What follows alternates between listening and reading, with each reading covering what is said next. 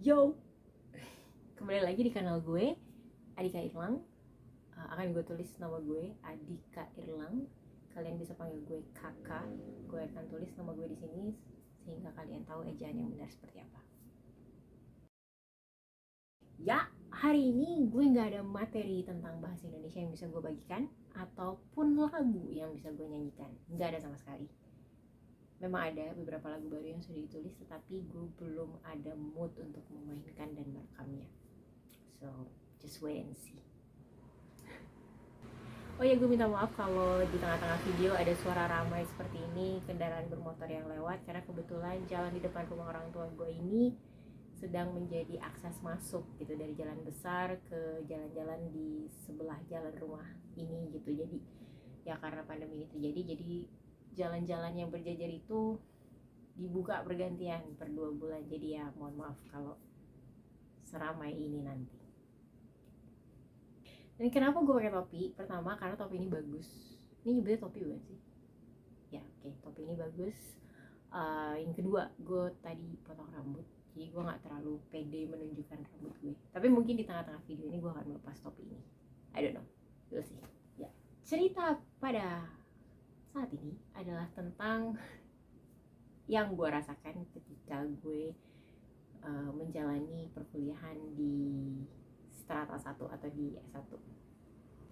Jadi ketika gue S1, gue ambil jurusan Sastra Indonesia di Fakultas Ilmu Pengetahuan Budaya di salah satu universitas negeri yang ada di Depok.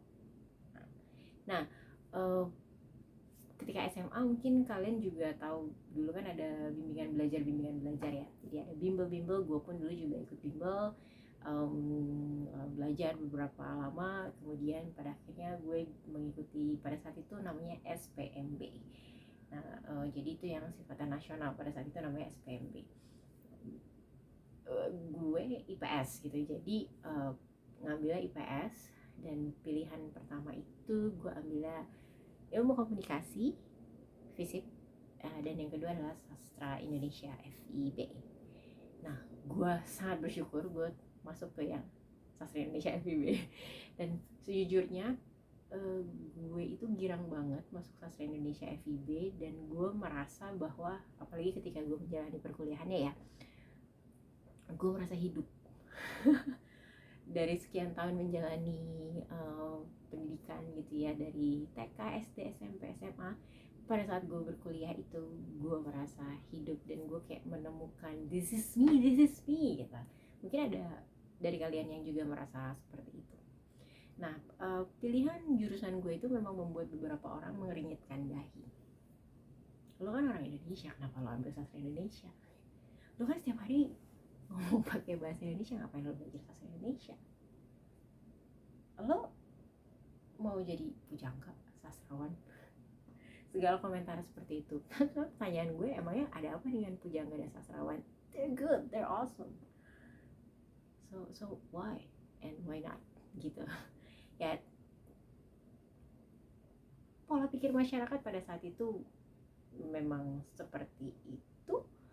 Jadi ya mungkin masih terjadi ya sampai sekarang, ada beberapa fakultas atau jurusan yang menjadi anak emas dibandingkan lainnya. Bahkan di satu fakultas sendiri ada beberapa jurusan yang jurusan ini lebih dianggap top of the top, yang lain dianggap ya seperti itu. Dan itu yang gue rasakan gitu ya. Terlepas dari itu semua, gue melihat bahwa pendidikan yang gue jalani di sana, dosen-dosen yang mengajar gue di sana itu benar-benar memotivasi gue dan melatih gue untuk bisa seperti saat ini gitu. Jadi apa ya, anggapan atas anak emasnya suatu fakultas atau jurusan itu menurut gue ya anggapan masyarakat gitu, sampai akhirnya lo nyemplung, lo tahu sendiri gimana rasanya gitu. Nah, yang juga gue ingat dan ini gak enak sebenarnya, tapi syukurlah gue bisa menganggap itu angin lalu pada saat itu, sehingga tidak mempengaruhi proses kuliah gue pada saat itu. Jadi ada satu tante yang bertanya kepada nyokap gue. Jadi tante ini saudara jauh sih dari pihak bokap, nanya ke nyokap gue, si kakak udah kuliah ya gitu, jadi ambil apa gitu. Biasa dong, oh iya dia ambil sastra Indonesia, kata nyokap gue. Oh ya nggak apa-apa, kalimatnya itu loh ya, oh iya nggak apa-apa, yang penting kuliah. Kalau gue sih kesel denger itu gitu, tapi untungnya gue bisa menganggap itu angin lalu, dan gue buktikan sekarang langkah gue saat itu bisa gue buktikan hasilnya gimana. Asik. So, pertanyaan gue adalah, emangnya kenapa kalau lo ambil jurusan sastra Indonesia? Oh iya nggak apa-apa, my god, itu sebenarnya gak enak banget. Gue nggak tahu sih. Oh, gue inget sih nyokap gue responnya gimana. Ya emang nggak apa-apa. That's my mom. Ya emang nggak apa-apa. And tante itu, ya balik lagi sih, kembali pada pandangan masyarakat itu lagi terhadap apa yang diprioritaskan, apa yang mereka anggap lebih penting daripada yang lain. Padahal kadar kepentingan untuk satu orang dan orang yang lain bisa berbeda, ya kan? Seperti lo butuhnya kopi, gue butuhnya teh. Terus apakah artinya lo salah di mata gue? Enggak. Kesel. Ya tentu saja gue menjalani perkuliahan gue dengan sangat-sangat bahagia. Jadi gue benar-benar bisa menikmati waktu di sana, perkuliahannya, bahkan ekskul yang gue ikuti, dan hal lainnya. Nah di jurusan gue itu pada semester 5 ada penjurusannya lagi, ada sastra, linguistik, dan filologi. Ketika gue berkuliah dari semester 1 sampai semester 4 itu gue melihat nilai gue untuk mata kuliah di bidang sastra itu tinggi, bagus, dan gue sangat enjoy belajar untuk mata kuliah di bidang sastra itu. Jadi gitu ya. Nah untuk mata kuliah yang di bidang linguistik nilai gue nggak terlalu tinggi, dan gue struggling ketika belajar. Gue akui itu, gue merasa kesulitan, otak gue tidak sesistematis itu dalam mempelajarinya. Yang untuk filologi gue juga enjoy dalam mempelajarinya. Waktu itu I was really good in Arab Melayu. Ya terima kasih juga untuk dosen gue pada saat itu sih. Nah logikanya ya, maksudnya yang wajar adalah ketika lo tahu nilai lo bagus di situ, maka lo akan pilih penjurusan itu. Lo akan memaksimalkan potensi lo untuk masa depan. That's what people think. Tapi ternyata gue mengambil keputusan yang berbeda. Gue tahu gue lemah di linguistik, jadi gue malah ngambil penjurusan itu. Ya karena gue ingin belajar lebih dalam, gue ingin bisa lebih memahami linguistik, karena gue struggling dan gue ingin tahu itu. Ya, sampai akhirnya gue dari semester 5 sampai semester 8 skripsi gue tentang pragmatik. Gue enjoy banget ngerjain itu, seru banget rasanya. Mengolah data linguistik pada saat itu ya, untuk level S1 ya. Jadi gue lulus dengan baik. Mungkin gue nggak 100% ingat apa yang dipelajari pada saat S1 itu, tetapi harus gue akui bahwa dasar-dasar ilmu yang gue pelajari di situ tuh benar-benar membantu gue sekarang. Bahkan setelah gue lulus, gue langsung kerja sebagai guru bahasa Indonesia di salah satu wadah yang ada di universitas itu. Dan karena udah ada basic knowledge-nya, itu membantu gue di dalam memahami pengajaran, walaupun gue nggak kuliah yang sifatnya pengajaran gitu ya, tapi si ilmu linguistik ini mendukung pemahaman gue dalam mempraktikkan pengajaran itu jujur gitu ya. Kemudian ternyata gue dapat kesempatan untuk lanjut sekolah, tapi sebelumnya ada tesnya dulu, tes linguistik. Jadi gue belajar ulang apa yang gue pelajari di S1. Ya walaupun hasilnya itu nggak bagus-bagus amat, akan tetapi itu menjadi baik gitu. Gue tadi udah bilang ya, kalau di linguistik tuh gue struggling gitu, dan at that time I did my best. Dan ya, gue bersyukur bisa berhasil, gue bisa lanjut studi gue, dan memang fokusnya juga linguistik, tapi lebih ke linguistik isyarat. Ada banyak hal yang harus gue pelajari ketika gue S2 tentu saja, dan itu gue melihat diri gue struggling juga gitu.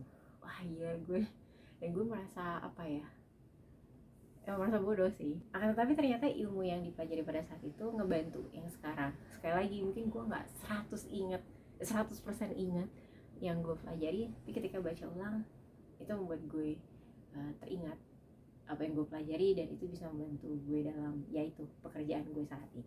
Dan gue juga punya beberapa rekan kerja di bidang yang sama yang bisa gue tanya-tanya. Jadi mereka rekan kerja iya, mentor juga iya gitu. Jadi gue bisa merefresh apa yang ada di pikiran gue. Nah, intinya gini, di titik awal mungkin lo mungkin lo merasa kecil atau orang lain menganggap lo kecil.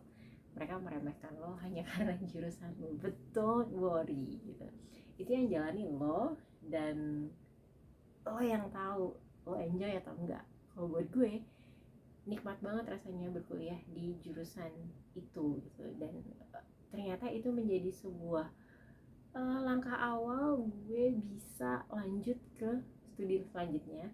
Dan sampai sini gue berharap juga selanjutnya gue bisa mengembangkan diri gue, entah di lapangan atau entah studi lanjut, who knows, siapa hidung, oh my god. Mungkin masih ada yang galau, bingung, gamang, gue harus belajar apa, gue harus ngikutin orang tua gue atau enggak, gue harus ngikutin kata hati gue atau enggak. Kalau gue sih mikirnya ngikutin kata hati ya.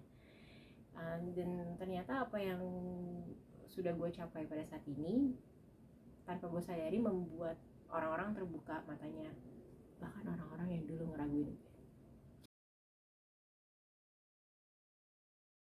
Dan satu poin penting lagi adalah penting banget untuk dapat kepercayaan, atau penting banget orang tua itu percaya sama anak gitu. Dan gue dapet itu dari kedua orang tua gue. Mereka awalnya juga bingung kenapa gue ngambil sastra Indonesia, tetapi mereka tidak meremehkan gue. Mereka menyerahkan itu kepada gue, dan mereka mengatakan mereka percaya kepada gue, dan gue harus bertanggung jawab atas pilihan gue. Gue dapet respect mereka, gue dapet rasa percaya mereka, dan itu bikin gue gitu, kuat. Gue bisa ngejalanin langkah itu sejak saat itu dengan lebih teguh. Udah teguh, lebih teguh, kakak teguh, seperti itu.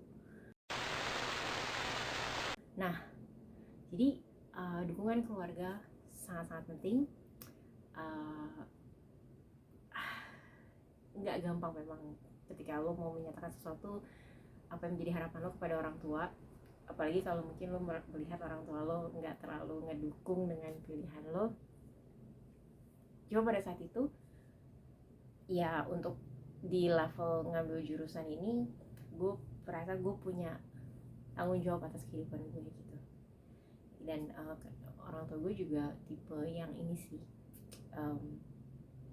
mereka tahu mereka tidak bisa meninggalkan apa-apa untuk gue, maka gue juga harus mengembangkan diri karena gue yang tahu gue mau melangkah kemana gitu. Mereka mungkin tidak meninggalkan materi, tidak meninggalkan apapun, tapi mereka meninggalkan nilai-nilai kehidupan, dan nilai-nilai kehidupan yang ditanamkan ke gue itu gue pegang. Salah satunya adalah berani ngambil keputusan dan tanggung jawab dalam melakukannya. Jadi thanks to my parents. Mereka nggak di situ.